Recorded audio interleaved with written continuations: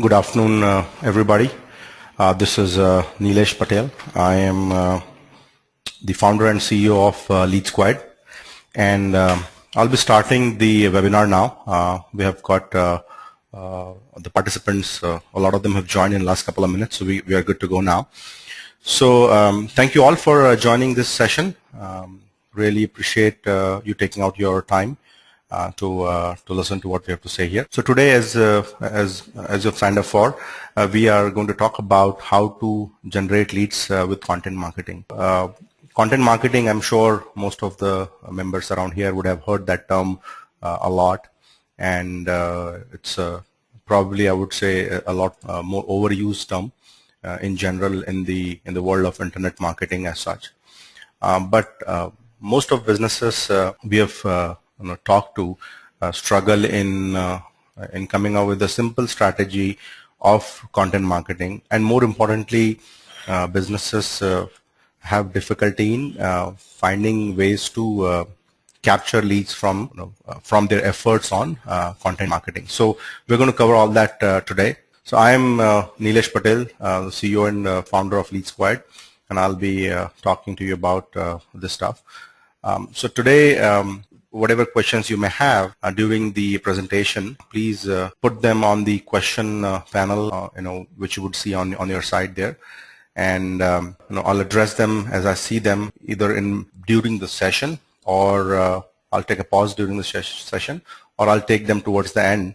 I'm not getting any assistance today from my team, so I'll try to cover as much as possible today. If there are questions which I cannot handle today or I cannot address, we'll cover them in our blog post in the question and answer session for this particular topic.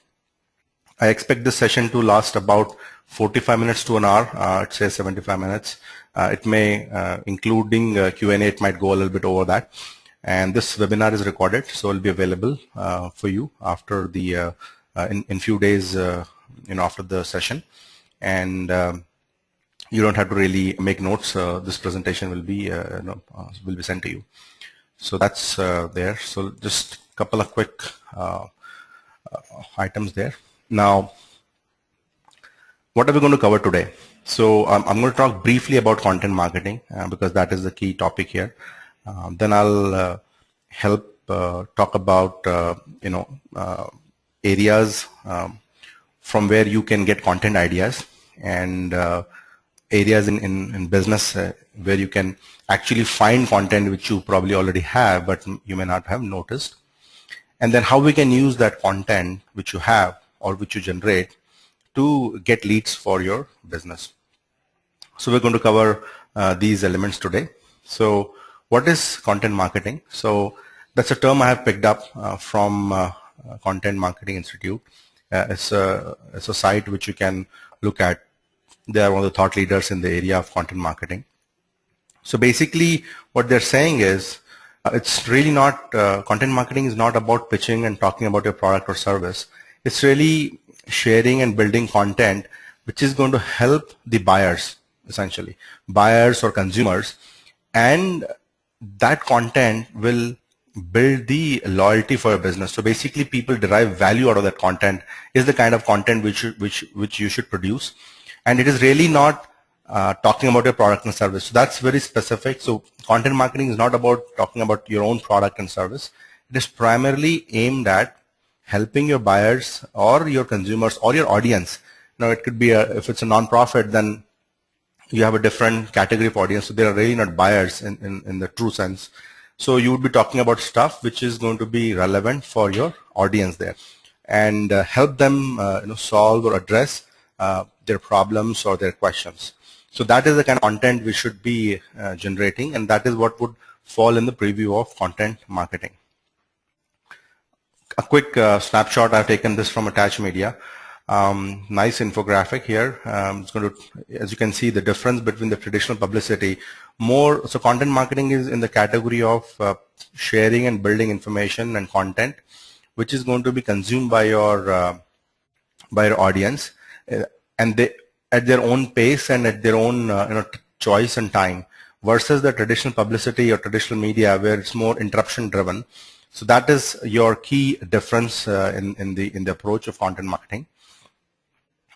Now, why is content marketing important? So that's obviously an important question from a business standpoint. Why should you even consider content marketing? So first, I mean, sub point here is really content marketing is not new. It has been there before the internet. So it was in the format of a diff. So it was really not online content marketing or something which is produced and consumed online or on the internet, but more in the format of the old style paper and other stuff. So you had customer magazines and which were built by businesses for their customers, their audiences. So that would also sort of fall in the preview of content marketing. So now, why is it important?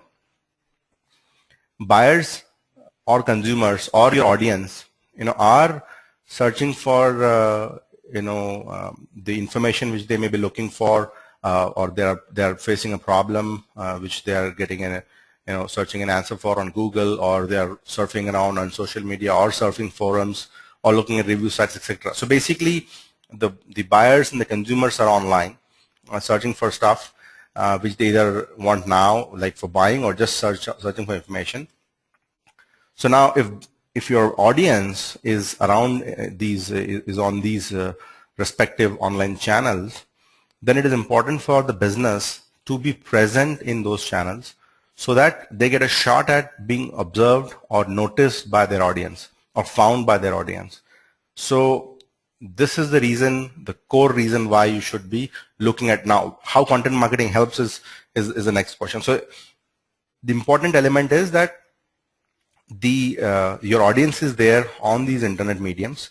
So you have to be present in those channels to get a shot at being noticed by them or found by them. And content marketing is really going to help you achieve that objective. So it will help you get your business discovered. So once you get discovered, obviously the next logical element is, okay, if people are able to look at your content, right, then what? Then the important element is to create a conversion element where you have visitors coming in and looking at your content are converting into a lead or a sale, if it's an e-commerce business or something which is being sold online.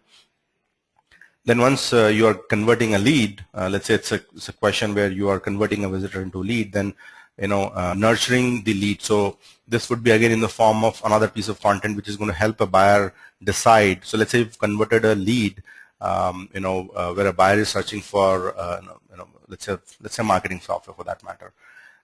Then it becomes a lead, but then you're trying to give them an comparison between the other software maybe, or giving them reasons of why they should buy because of certain use cases and how it's going to help their business. So basically you're nurturing them with information which is relevant for them, or providing benefits for their business. So that is again another piece of content. It could be in the form of a case study of how other businesses have benefited by using your stuff. So that's then after the customer buys your stuff, you should still produce content to build the brand loyalty so that they stick to you, after they've bought the product. Now, this is more relevant for businesses where a consumer or a customer buys multiple times from the same business. So so these are the things which you can achieve by doing content marketing. Now, who should be doing it? I mean, the question is not relevant as much, because if the audience is online, and then there is no reason why everybody should not be doing it. So obviously, all the businesses should look at this as an option to generate leads, or to get the notice of the audience and convert them into leads and business.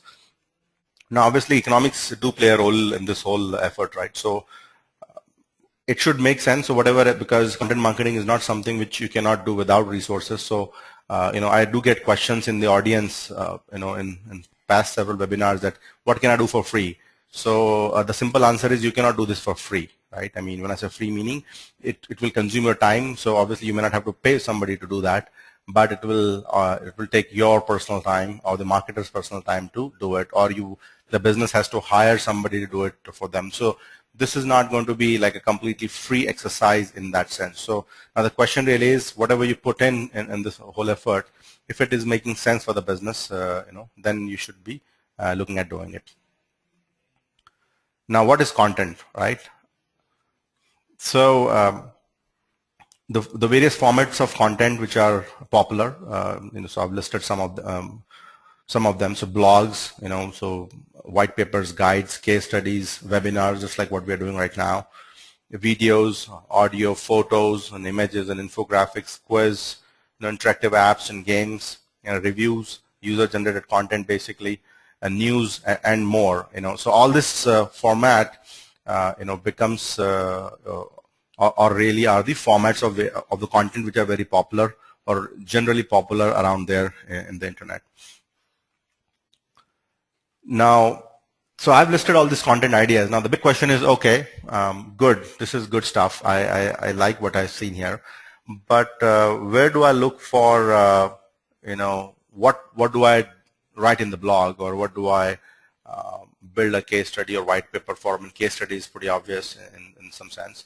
And then other video content and stuff. So where do I look for content ideas? So here are a couple of things which I've sort of mentioned here. So a very important place to find content ideas is your interaction with the customers, interactions with your prospects. Each interaction which you have will give you information or insight into what a prospect or a customer is looking for or interested in. It happens a lot that a customer comes to you with a problem and they really are not looking for what a product or a service which you provide. They have a specific burning issue which they need addressed. Now that is what they're actually looking for. So when you write stuff about that, you have an opportunity or a chance to get discovered when they are searching for something of that type. So learning about customers and prospects and what they're searching for, what is of interest to them, is a great place to start, or a great place to look at the content ideas. Chat logs. I mean, again, chat logs is nothing but a sort of type of customer interaction. But the good thing is the chat logs are available already in piece of content, so you don't have to ask anybody. In the first case, if you are not a sales guy writing the blog yourself, or one of the key members who was interacting with the customers and writing the blog themselves, the marketers struggle to find the key elements of what people are interacting with the customers. So chat logs can be accessed, and looked at. Then one can also surf around the forums and like Quora, Yahoo Answers, and then LinkedIn groups to find what the potential prospects and customers are asking there. So that is again a great place to look at the content ideas. Then Google search. So I'll show that in the next slide. So basically, if whatever people are searching for and the hints which Google provide, one can look at to see the popularity of a particular search term. Look at the webmasters data. Look at the Google Analytics.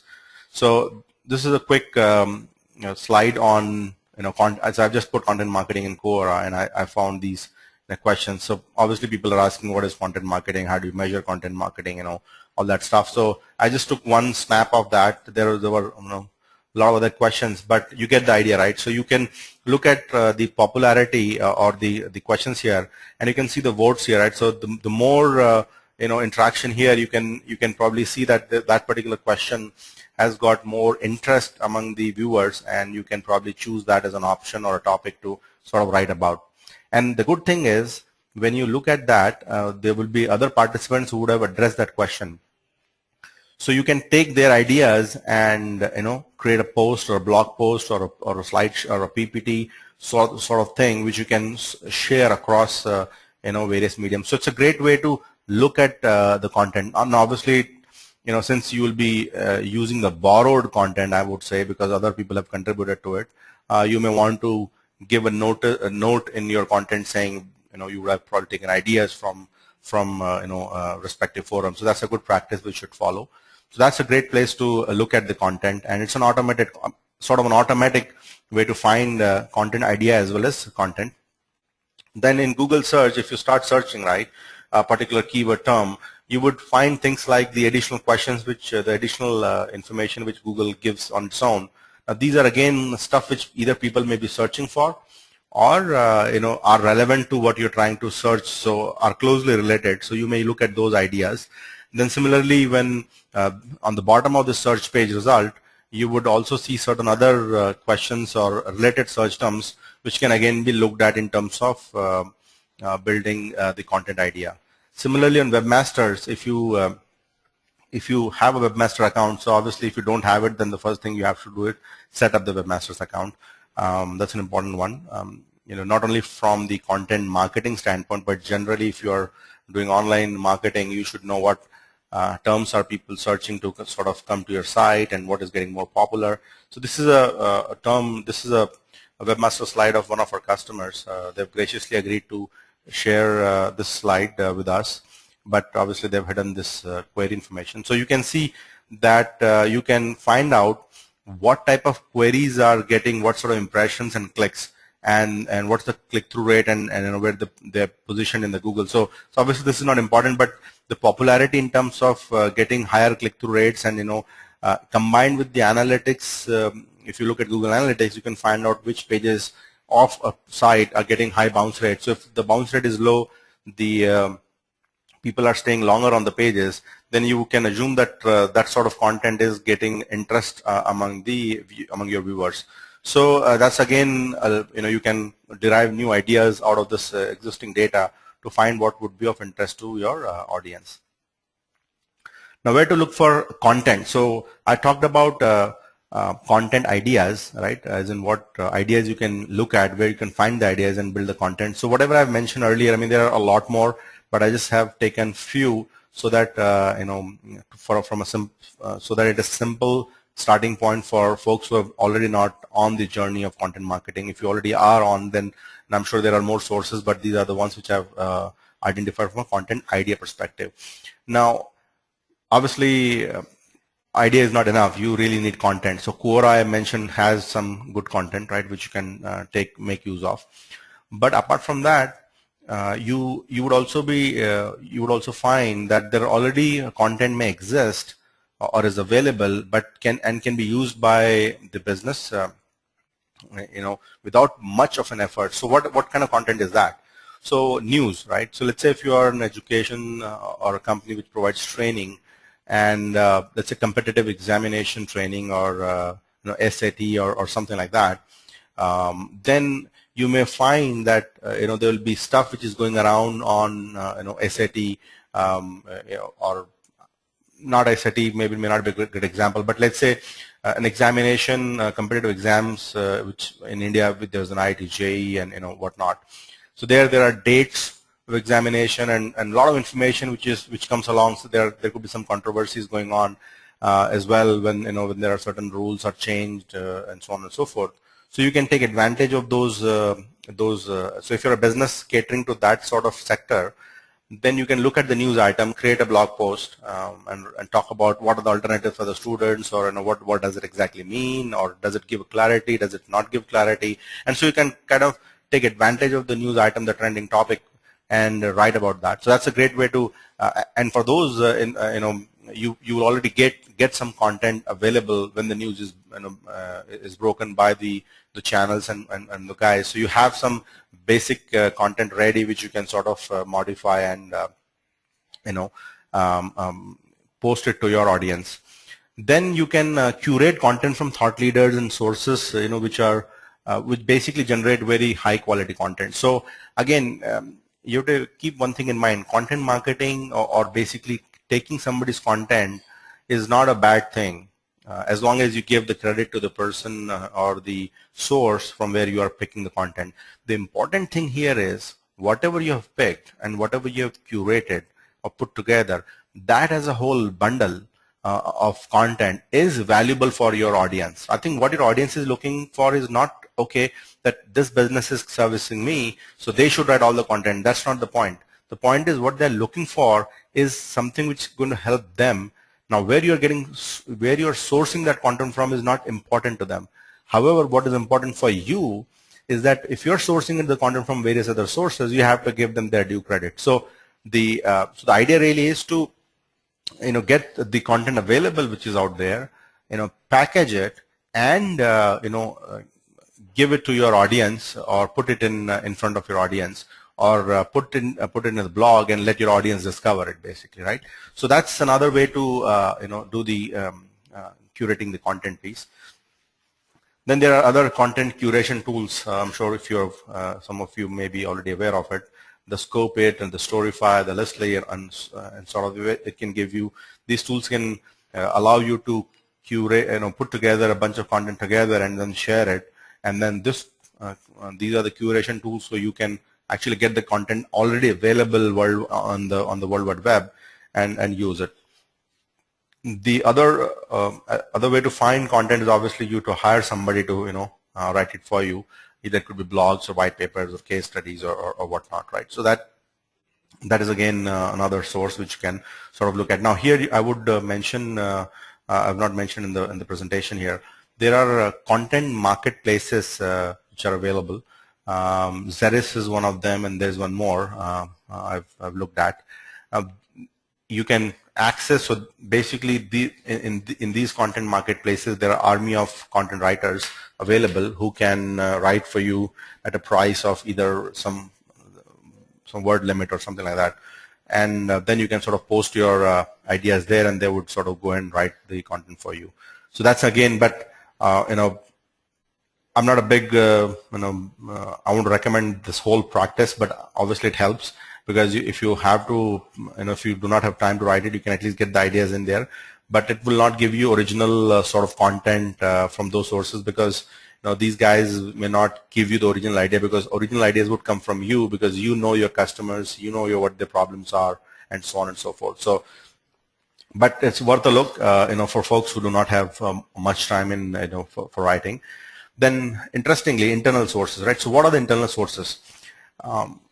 I think the best internal source, for writing content, and I would recommend this a lot if you can execute on this, is to find people in your business, who are keen to write, and incentivize them for writing. So that is going to be very very interesting, and not very. It's not going to be easy, definitely, but this is going to give you very high quality content, for your business. So I'll take an example. So there's a firm I know very well. They're in the education business, so they provide training on big data and stuff.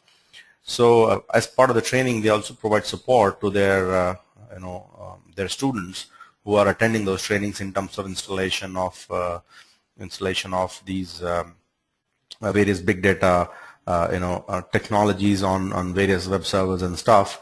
So these guys, so they have a support team who actually does the actual work. Now these guys who are supporting the student customers, they are day in and day out facing a lot of problems in terms of setup, installation, minor things here and there. So this company, what they've done is they're incentivizing their support staff to come up with articles which they write as part of helping the student customers set up the thing. Now, by virtue of doing that, they have been able to generate a lot of content, because that the whole thing already exists in the business, and they don't have to really pay somebody to do it, and whatever they write is exactly what their businesses, their customers are facing, the problem, whatever the problems their customers are facing, they're writing about that. So that's a great way to source the content, right? And obviously it has to be ingrained in the business, or you have to create some way to incentivize the folks who would be, so that they can write in the business, so the employees basically. Great. So that's a great way to build the content internally. Second is, for certain types of businesses, their content already exists. So I'll take an example of education training business, right?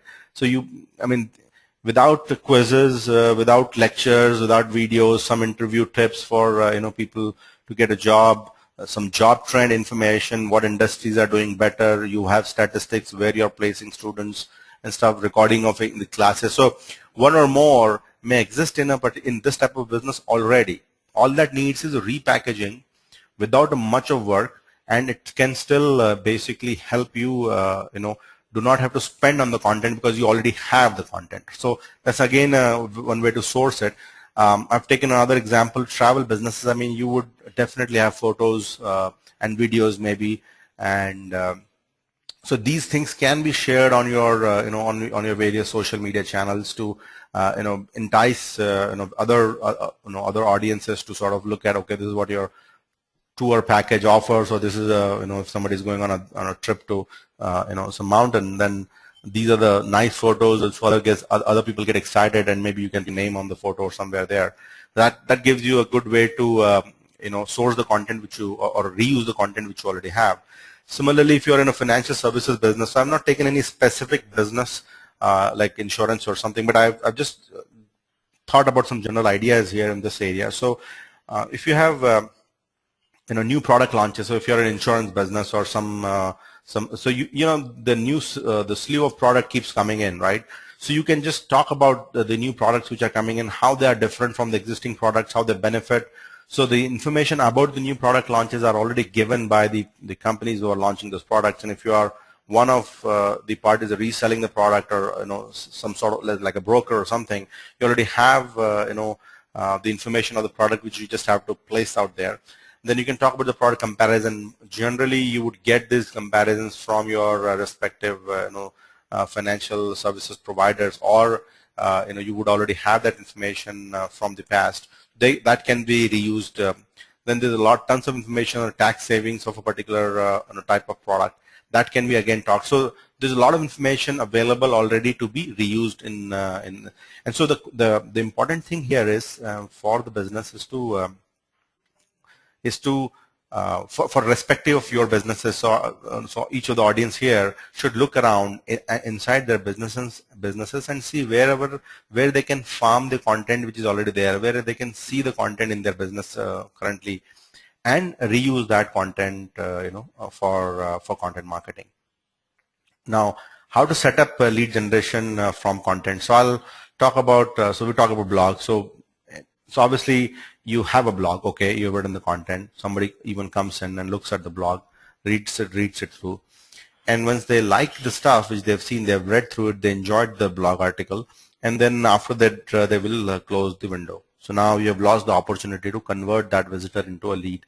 So what is important now? The important thing here is to have call to actions, so that while they're reading the blog, or in between the blog, or on the side of the blog, you have some conversion elements which encourages and which are relevant to the blog article, so that it makes sense, and they encourage the visitor to share the information in exchange of that, in exchange of their contact information. So basically, it could be an ebook. Let's say if you're writing about some travel blog, let's say, right, and you have a call to action where if it says a travel guide, for going into this sort of situation, what are the kits you need to take? What are the stuff your travel preparation gear, whatever that is.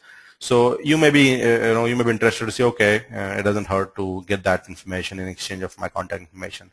So that sort of stuff you can put there in CTA. Then if you have guides, let's say if you already have guides, the one I talked about, or a nice white paper. If you're white paper is generally very common in the IT business. So if you have the white paper, now the important thing is not to just give it as a download link in the blog or on your website. The important thing is if that information is useful for the visitor who is landing onto that on that particular link, then ideally you should hide it behind a form or behind a landing page. So unless they share the information with you, their contact information, you don't share the guide with them, with the visitor. So that drives your conversion from visitors to leads. Then if it's a quiz, then you may hold the results of the quiz before they share their information, the party who has taken the quiz. If it's an app, then you can get them, obviously take their login, or get access to their social profile information if it's a social app. If it's a webinar, then most of the time webinars have to have somebody join in before or share their contact information before they can join the session. If there are videos, then in videos you can have forms inside the video. So there are certain platforms which offer that. Unfortunately, YouTube doesn't offer that right now. But that's one way to grab the contacts, or if it's a very useful video, you can even hide that behind behind the landing page forms. Then once you have the content, then obviously you can have the conversion elements in place and so on and so forth. But it's also equally important to find, okay, where do I market my content, right? What are the channels I'm going to use to take my content to the potential audience I have, or to a majority or the variety of the audience I have. So let's take an example. So I've taken a few examples here, so illustrate the channels which can be used if not already being used. So for example, blog, right? So if you have a great blog which you have written, you can share that with your on social media, LinkedIn, Twitter, Facebook, with your audience who's following you, or who's who's in connection with you. And if they like the stuff, they can retweet and reshare, and sort of that goes on there. If it's a very interesting blog and you have a nice call to action, you can get the paid traffic on that. I'm not sure how that effective is. I've tried that, didn't work for me. But then it's a way to get traffic in, right? So to promote that. Then you have organic traffic. So blog itself will be ranked by Google or other search engines, as the case may be, if it's pretty exciting content, or if it's something which is a trending topic. So trending topics generally get picked very quickly and ranked, on the top 10, not top 10, but ranked before other searches. And then you can use that these in forums and other third-party sites as well. So I've talked about some of these in my webinar before. So there are other channels I mentioned, so that can be used there. Then you have webinars, the white papers and the guides and ebooks, and again you can put them in on your website. Social media, Scriptd is another place to upload these guides and stuff. Then you can have your guides and white papers circulated on third-party publishers. So there are a lot of them out there, and those are basically CPL-based publishers. So they get they'll basically bill you on each lead. So, but they need some content so that which is what they can give to their audience, right? So that's another way you can publicize your content. Obviously, this is not going to be free. There'll be a charge for that, and forums too. And the conversion elements which you need to have is obviously the form and landing page piece. Similarly, webinar, there are various sources for that. Video. So video, obviously YouTube is very popular, but it doesn't give you the conversion element. So Wistia has a form on it. We use that sometimes. Dailymotion again doesn't have it.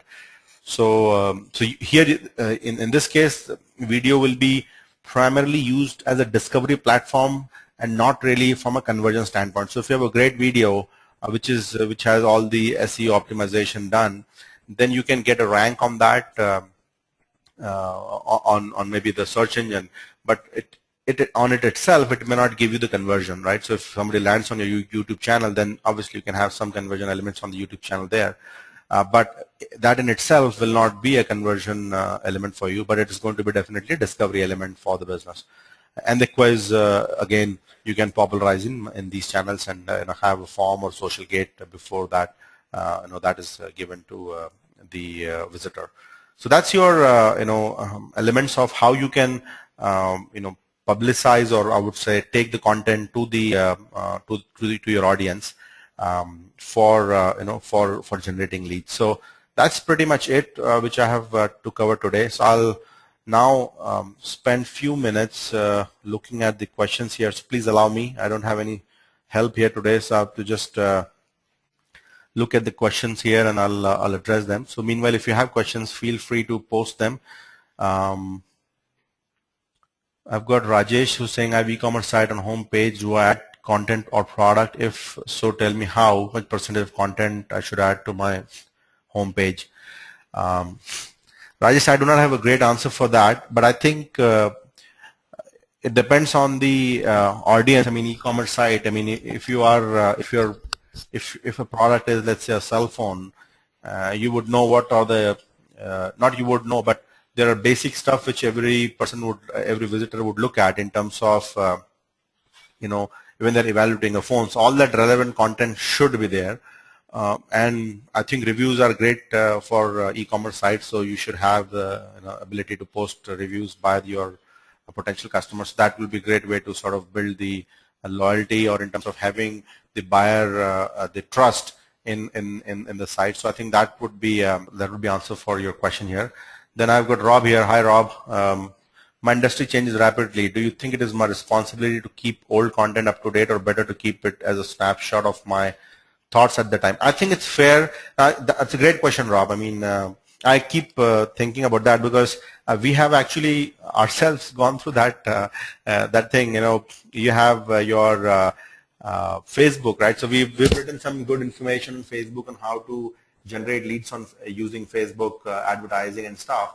And after like few months, not even few months, I mean, some of the stuff which we wrote, that got changed. The Facebook changed advertising stuff, not completely, but it didn't exactly, because some of the times when we write the guides and stuff, these are more precise. We take a snapshot and show, okay, this is how this step is to happen and stuff. Now that changes completely. So I think what we have done is we'll look at the pockets of where the content really becomes stale, and go and modify the content to make it relevant, because ultimately if it's an old content, it doesn't make it's not going to be searched at all, right? I mean, so it's better to fix it. But I think what we can look at in that is looking at analytics and webmasters and other places, you'll find out which all content actually is ranking high, right? And if that content is not up to date, then that piece of content needs to be fixed, because that is actually attracting traffic.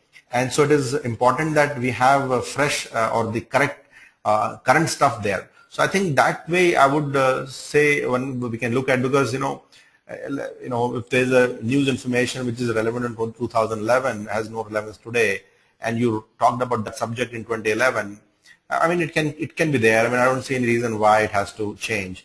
I think if the important thing is wherever you're getting good traffic in, and that can, I think, change, in my opinion. Then we have Rati asking that she missed 20 minutes. Rati, you will be getting the recording, so don't worry, you will be able to cover that there.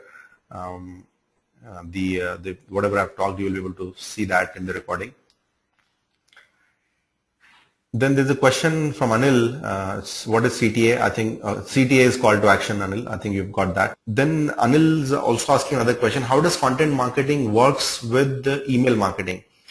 See, I think email marketing has a very important role in terms of a channel to to publicize the content. So let's say you write blog, or you came up with a nice quiz, or something which is relevant for your audience, and you want to publicize that.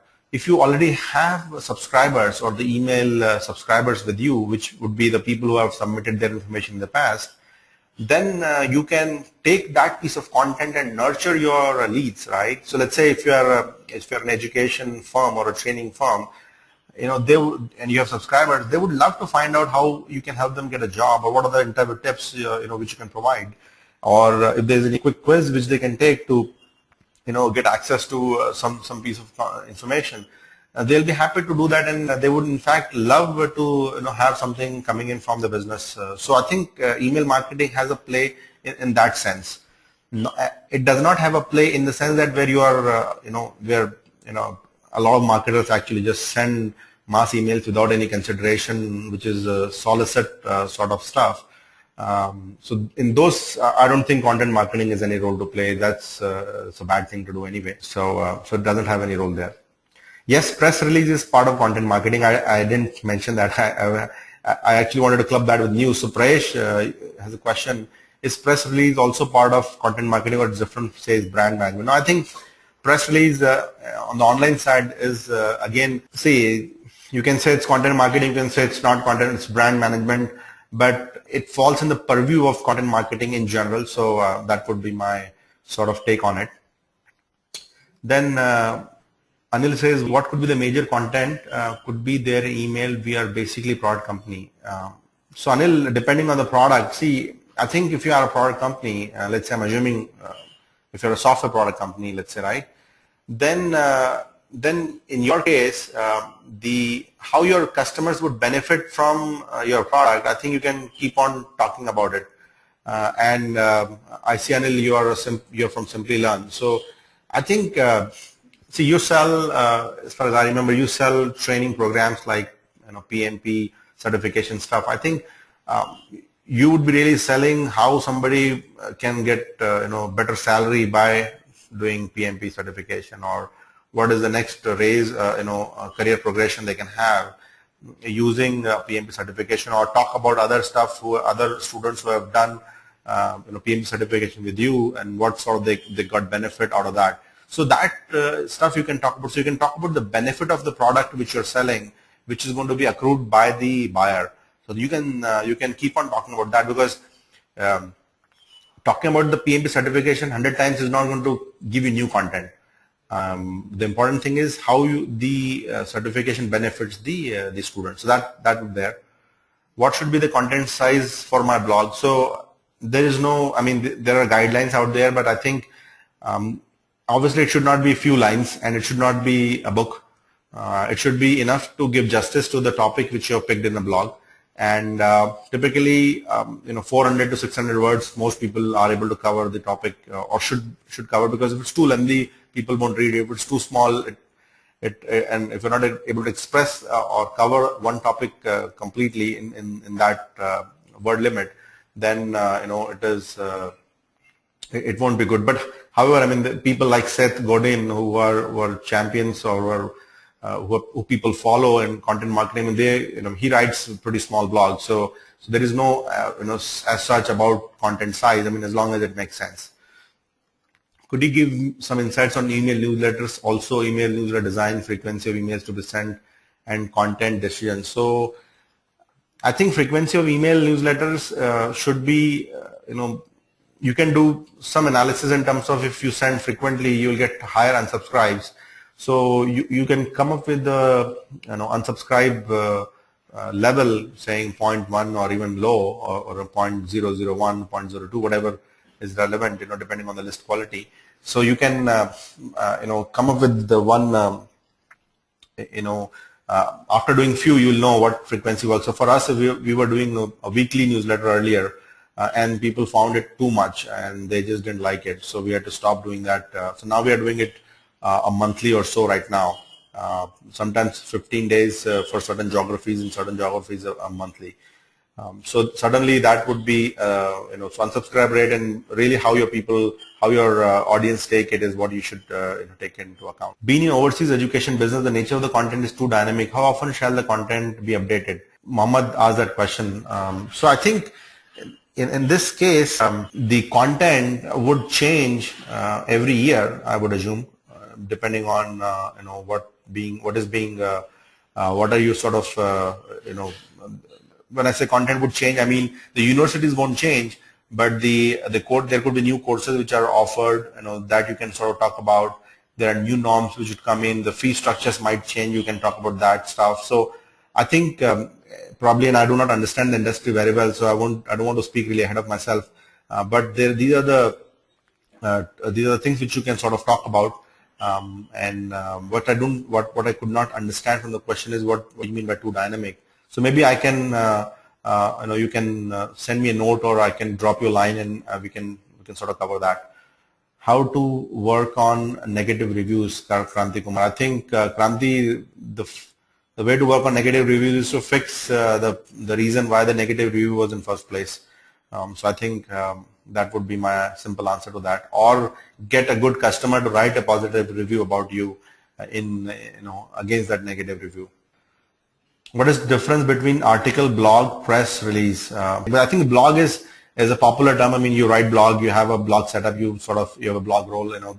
It's basically you're expressing your thoughts on a particular topic. That's your blog. I mean, article can be so blog is obviously on the web. The term was web blog. Article is something which you write, doesn't have to be on the web blog, I guess. And press release is an announcement of an importance to the business. So that's how I would categorize the press release. Then Shipra Jenna is asking, I'm new to content marketing but not to content writing. I'm struggling to curate or generate a very thought-provoking content. Although there are several theories available online on the same, I still fail to implement the concept in my work. Also, how can I improve my content distribution strategy?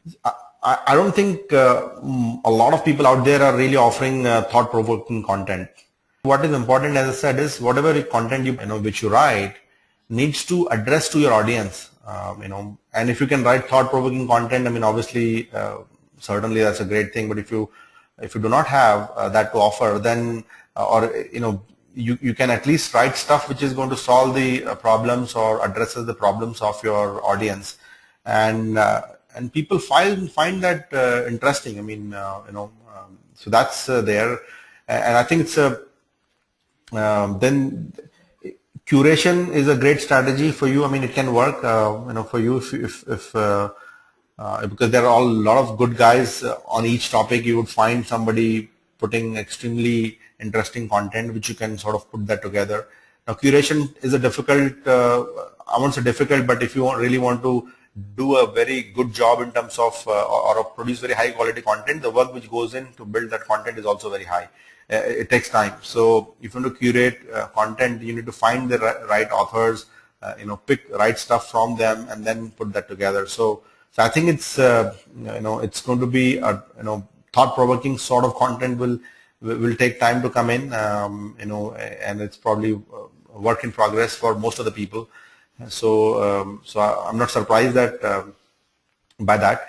But if you continue to put the effort on that, you should be able to get it. Now, on the question of content distribution, we talked about a few things today. So I think that should help you in the content distribution part. But you see, now everybody is posting on social media. It's almost become like a social spam, right? Now, there's nothing differentiated to offer by most people. So if you write general content and share it on social media and see that it's going to be sort of picked up by everybody, that's not going to happen, right? So you can also look at paid paid ways to promote the content, and there are various mediums, including all your Discuss and these Storyfy. All those guys provide that. So they can promote content by obviously either by click or they have their own ways to do it. So you can look at that as a way to distribute the content. Then there is another question from Kanu Asthana. If we wish NRIs to look us up for healthcare tourism in India, what do you think would be better sort of content, factually appealing or emotionally appealing? I think facts always help. And one thing I actually missed talking, thank you for asking the question, it helped me trigger that thought, is that content marketing doesn't mean just to write stuff. There's a very important element of visual aspect to it, and one should invest in that too. And I'm extremely sorry I didn't cover that. Somehow I just missed that. So visual element is very important in the content piece, right? So if you are writing a blog, if you have nice images, it's going to give you better retention of the traffic on the site, and overall, people would feel like they would read about it. So I think presentation is important. So you can probably take a cue from that. Hopefully that's going to help you. So having a nice looking blog is, if you're talking about the blog piece, that's going to be important. Now, emotionally appealing is subjective to individual. However, images can play a very important role in that aspect. Now, factually appealing, so it has to do with facts. So if you're talking about how healthcare tourism is helping people save their cost, or if there are certain type of category of diseases which takes you have to be on waiting list to get operated in other developed countries, maybe you can highlight that the time to wait is low in India, for example. So I think those sort of stuff you can highlight and continue to talk about on your blog. Then we have another question from Amrit. Ours is a 15-year-old real estate agency with a good HNI client base. How frequently should we send emails to keep up with them, and what should the content be based on? Very good question, Amrit. I think coming up from a real estate person, I really like it because I've spoken to a lot of real estate folks and nobody gives a crap about content marketing, honestly, and for maybe for good reasons too.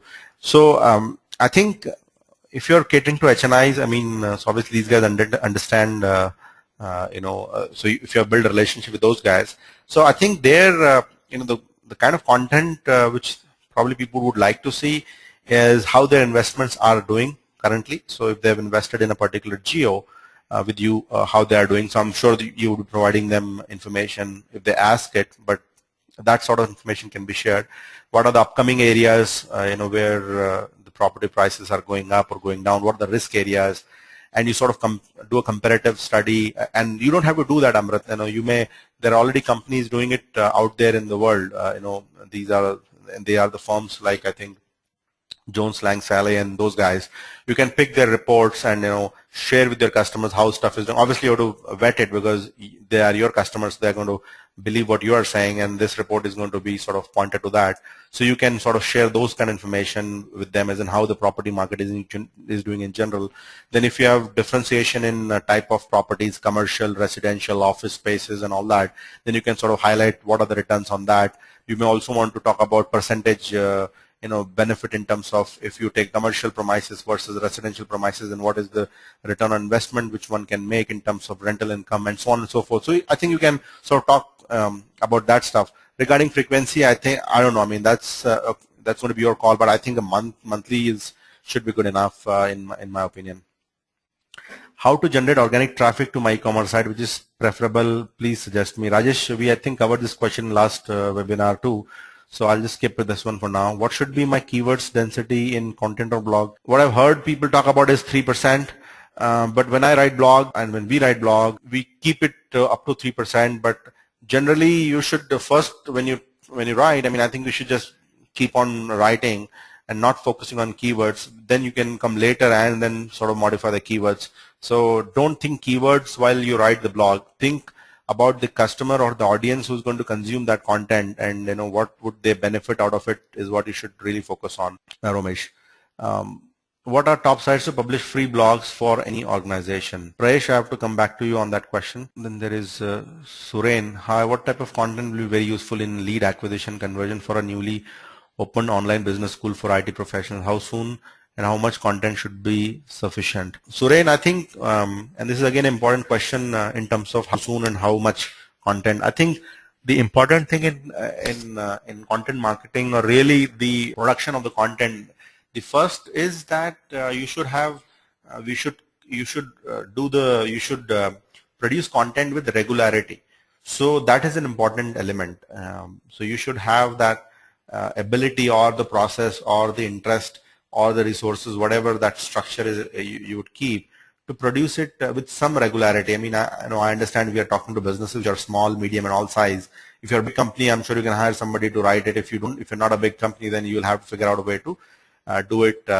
So you need to do with some regularity, number one. Number two, how much content? I think the more you write is the better, but I think more important than that, the higher quality content you write, the better it will be, instead of more content in terms of more posts.